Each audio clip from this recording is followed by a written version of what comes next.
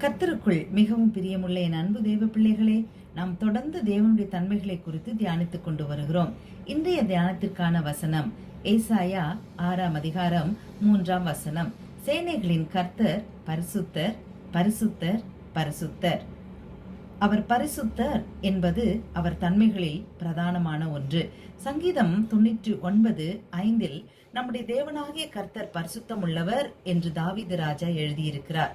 லேவியராகமத்தில் கர்த்தர் மோசேயையும் ஆரோனையும் நோக்கி இஸ்ரவேல் புத்திரரோடைய சொல்ல வேண்டிய காரியங்களை சொல்லும் போது 11ஆம் அதிகாரம் 44ஆம் வசனத்தில் நான் உங்கள் தேவனாகிய கர்த்தர், நான் பரிசுத்தர் என்று சொல்லுகிறதை நாம் வாசிக்க முடியும்.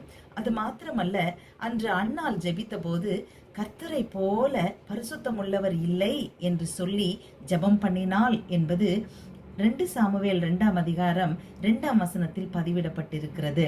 ஆம், என் அன்பு வாலிப பிள்ளைகளே, பேதுரு அப்போஸ்தலர் மிகவும் தெளிவாய் அழுத்தம் திருத்தமாய் 1 பேதுரு 1:15-16 உங்களை அழைத்தவர் பரிசுத்தமாய் இருக்கிறது போல நீங்கள் உங்கள் நடக்கைகளில் எல்லாவற்றிலேயும் பரிசுத்தராயிருங்கள், நான் பரிசுத்தர் ஆகையால் நீங்களும் பரிசுத்தராயிருங்கள் என்று எழுதியிருக்கிறதே என்று லேவியராகமத்தில் கர்த்தர் மோசேயோடு பேசி சொன்னதை குறிப்பிடுகிறார்.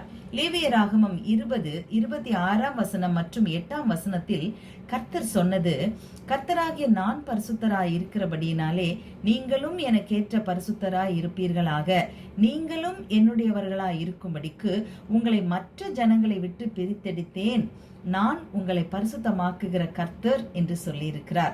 அவர் நம்மிடத்தில் எதிர்பார்ப்பது பரிசுத்தம். அவர் நம்மை பரிசுத்த அழைப்பினாலே அழைத்திருக்கிறார். அவர் நம்மை அசுத்தத்திற்கல்ல பரிசுத்தத்திற்கே அழைத்திருக்கிறார். அவர் நமக்கு பரிசுத்த ஆவியை தந்திருக்கிறார். நம் தேவன் அவர் பரிசுத்தமுள்ளவர். அவர் பாவத்தை பாராத சுத்த கண்ணர்.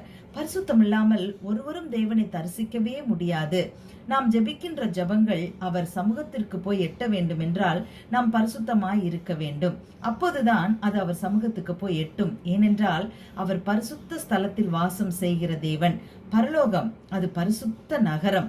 இருந்தவரும் இருக்கிறவரும் வருகிறவருமாகிய சர்வ வல்லமையுள்ள தேவனாகிய கர்த்தர் பரிசுத்தர், பரிசுத்தர், பரிசுத்தர் என்று இரவும் பகலும் ஓயாமல் சொல்லப்பட்டு கொண்டே இருக்கிற இடம்.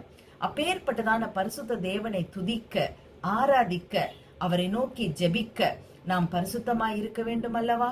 அவர் விரும்புகிற பரிசுத்தத்தோடு நாம் விண்ணப்பம் செய்யும் போது, ஜெபிக்கும் போது நாம் விரும்புகிற பரிசுத்தத்தை அவர் அளவில்லாமல் தர வல்ல தேவனாய் இருக்கிறார். அந்த பரிசுத்த தேவனுடைய பரிசுத்த நாமத்தை உயர்த்தி என்னை பரிசுத்தமாய் படைக்கிறேன் தகப்பனே என்று சொல்லி ஜெபிப்போமா? எங்கள் பரலோக பரிசுத்த பிதாவே, இயேசு கிறிஸ்துவின் பரிசுத்த நாமத்தில் பரிசுத்த ஆவியானவரோடு உம்முடைய பரிசுத்த சமூகத்தில் வந்து நிற்க, ஜெபிக்க, இன்று இப்போது எங்கள் ஒவ்வொருவரையும் உமது பரிசுத்த இரத்தத்தினால் எங்கள் பாவங்களையெல்லாம் கழுவி, முற்றிலுமாய் கழுவி, பரிசுத்தப்படுத்தி, தகுதிப்படுத்தி, பரிசுத்தமாய் வாழ கிருபை தர வேண்டும் என்று வேண்டிக் கொள்ளுகிறோம் பிதாவே. ஆமேன். கர்த்தர் நம்மை ஆசீர்வதிப்பாராக. Have a wonderful blessed day. Amen.